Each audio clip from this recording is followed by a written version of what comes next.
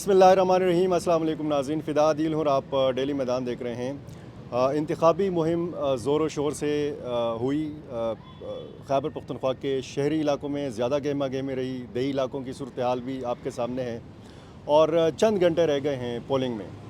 तमाम सियासी जमातों ने, तमाम उम्मीदवारों ने अपनी भरपूर कोशिश की कि अपना पैगाम, अपना मंशूर, अपनी पार्टी का मंशूर वोटर्स तक पहुँचा सकें।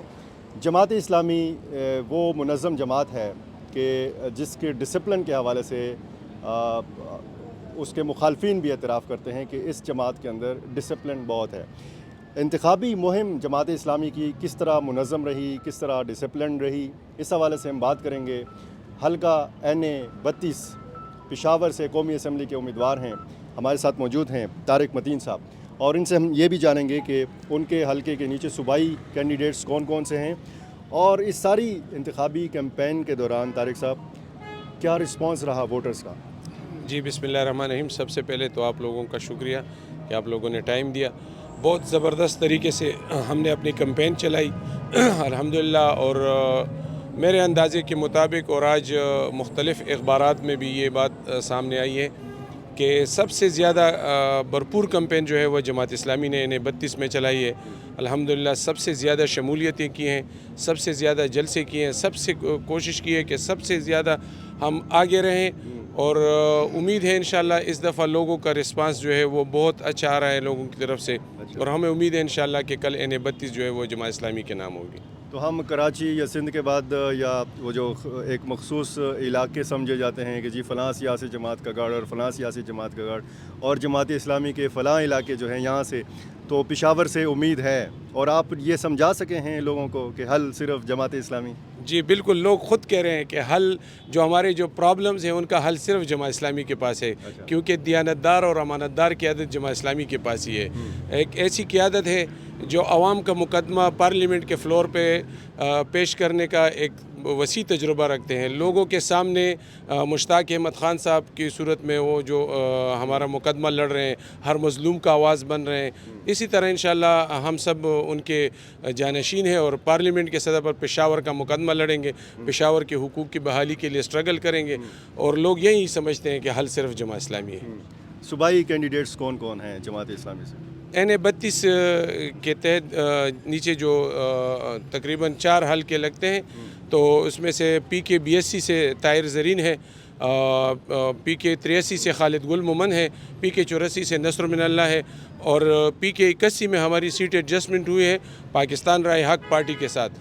तो उनके कैंडिडेट हैं इब्राहिम कासमी साहब। जमात इस्लामी ने इस दफ़ा बेसिक बुनियादी सियासी वर्कर्स को मैदान में लाया है। जैसे मैं साबिक नाज़िम रहा हूँ, इस तरह जो हमारे नीचे कैंडिडेट्स हैं, खालिद गुल मोहम्मद साहब वो भी यूनियन कौंसिल के नाज़िम रहे हैं, ताहिर ज़रीन साहब भी यूनियन कौंसिल के नाज़िम रहे हैं और इस वक्त भी वो चेयरमैन के ओहदे पे रहे हैं। और इसी तरह नसर मिनल्ला जो है वो अपने इलाके के यूनियन कौंसिल के नाज़िम रहे हैं। तो बेसिक बुनियादी सियासी वर्कर को मैदान में उतारने का मकसद यही है कि आवाम के मसाइल से वो बखूबी बाखबर हो और आवाम के साथ उनका गहरा राब्ता है।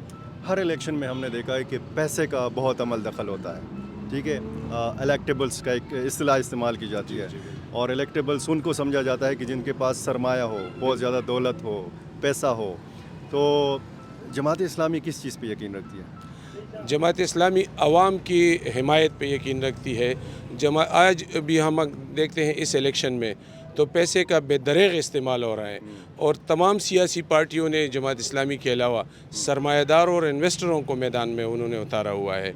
और हम आवाम को यही समझा रहे हैं कि ये जो इन्वेस्टर हैं ये अपने पैसे इलेक्शन में ख़र्च कर लेते हैं ये, और फिर बाद में ये आवाम के मसाइल हल करने के बजाय असम्बली में अपने कर्ज़ों के लिए लगे रहते हैं और अपने कर्ज़े हासिल करने के लिए स्ट्रगल करते हैं। अच्छा, लोगों से आपका करीबी रब्ता रहा, पहले से भी है, और इस दौरान इंतखाबी मुहिम के दौरान मज़ीद कुर्बत रही आवाम के साथ। आवाम का रवैया चेंज हो रहा है, क्योंकि हमने ये देखा है कि सियासी जमात का अपना एक मंशूर होता है, उसमें बड़े बड़े मामलात होते हैं, ख़ारजा पॉलिसी, दाखिला पॉलिसी, बहुत बड़े बड़े जो मुल्क के मसाइल हैं। लेकिन जब हम ग्राउंड पे देखते हैं तो कौमी असम्बली का उम्मीदवार हो कि चाहे सूबाई असम्बली का उम्मीदवार हो, वो अपना लोकल मंशूर पेश करता है।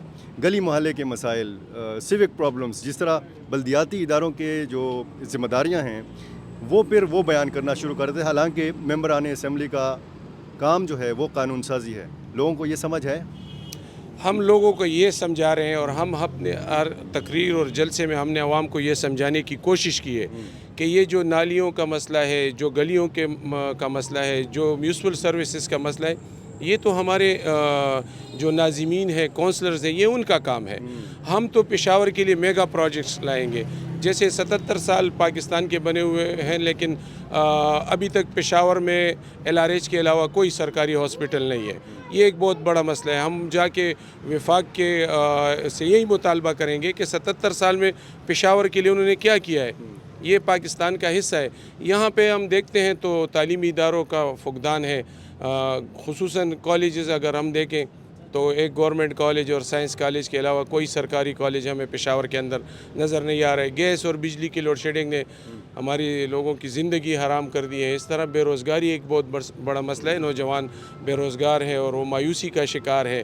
اسی طرح یہاں پہ نوجوانوں کی مثبت سرگرمیوں کے لیے کوئی سپورٹس کمپلیکس نہیں ہے، کوئی گراؤنڈ نہیں ہے۔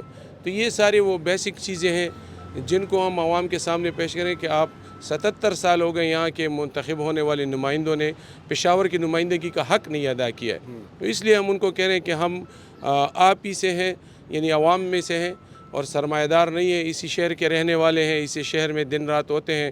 بجلی کی لوڈ شیڈنگ ہوتی ہے تو ہمارے گھروں میں بھی ہوتی ہے، گیس کی لوڈ شیڈنگ ہوتی ہے تو ہمارے گھروں میں بھی ہوتی ہے۔ تو اس لیے ہمیں شہر کے مسائل کا زیادہ بخوبی اندازہ ہوتا ہے کہ کیا دکھ ہے، کیا درد ہے لوگوں کا۔ وہ لوگ جو اس شہر میں رہتے ہی نہیں ہیں، جو سرمایہ دار ہیں، جو بڑے بڑے گھروں میں رہتے ہیں، تو وہ عوام کے دکھ کیا سمجھتے ہیں؟ ان کو عوام کو دکھ کا احساس نہیں ہوتا ہے، اور عوام نے یہ بات سمجھی اور اس وجہ سے زبردست پذیرائی ہمیں مل رہی ہے۔ آپ پر امید ہیں کہ الیکشن شفاف ہوں گے؟ ایسے اشارے تو نہیں ملے کہ خدا نخواستہ کوئی دھاندلی ہوگی یا دھاندلا ہوگا؟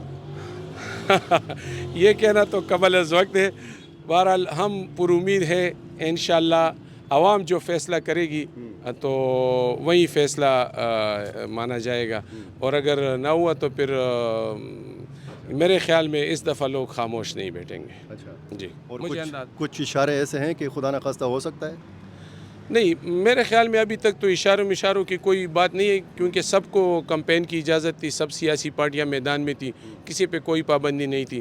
تو مجھے اندازہ ہے کہ الیکشن تو شفاف ہی ہوں گے، اور اگر یعنی اس طرح کی کوئی کوشش کی گئی تو میرے اندازے کے مطابق جو میں لوگوں میں رجحان دیکھ رہا ہوں تو لوگ پھر خاموش نہیں بیٹھیں گے۔ ٹھیک، امن و امان کی کیا صورتحال ہے آپ کے حلقے میں اور گرد و نواح میں؟ کیونکہ پشاور ایک ماضی میں ایک ریکارڈ رہا ہے پشاور کا کہ یہاں پہ روزانہ دھماکے بھی ہوئے ہیں، ایسی صورتحال بھی رہی ہے، اور پچھلے الیکشنز میں بھی صورتحال کافی خراب رہی ہے۔ اب تک تو میرا خیال ہے کہ پرامن طریقے سے ہو رہا ہے سارا کچھ۔ جی الحمدللہ، الیکشن کمپین تو پرامن طریقے سے چلا ہے، اور اب اللہ سے امید ہے اور دعائیں کرتے ہیں کہ کل کا دن بھی بخیر و عافیت گزر جائے، کیونکہ 22 سال سے تو ہم پشاور میں صرف لاشیں ہی اٹھاتے آ رہے ہیں اپنے بھائیوں کی۔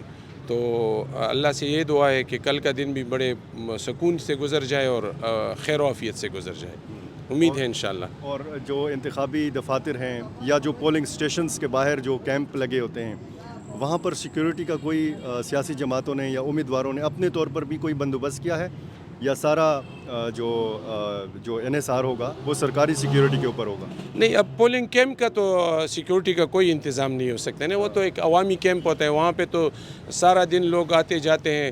البتہ پولنگ اسٹیشن کی حفاظت کی ذمہ داری جو ہے وہ تو گورنمنٹ کی ہے، قانون نافذ کرنے والے اداروں کی ہے کہ وہ اس کی حفاظت کریں۔ مقابلہ کس کے ساتھ ہے آپ؟ میرے ساتھ میرے خیال میں باقی لوگوں کا مقابلہ ہے، میرا کسی کے ساتھ نہیں ہے۔ ہر امیدوار کا یہی دعویٰ ہے؟ نہیں، میرا انشاءاللہ یقین کے ساتھ بات ہے عوام کے اس میں، کیونکہ پشاور میں میرے حلقے میں جتنے بھی امیدوار ہیں اس میں سے حقیقی عوامی نمائندہ میں ہی ہوں، باقی سب انویسٹر اور سرمایہ دار ہیں۔ دیکھتے ہیں طارق متین صاحب جماعت اسلامی کے لیے کس کارکردگی کا مظاہرہ کرتے ہیں۔ 8 فروری، کچھ ہی گھنٹے رہ گئے ہیں، اور اس کے بعد پھر پولنگ اور اس کے بعد پھر نتائج کا انتظار رہے گا۔ بہت شکریہ۔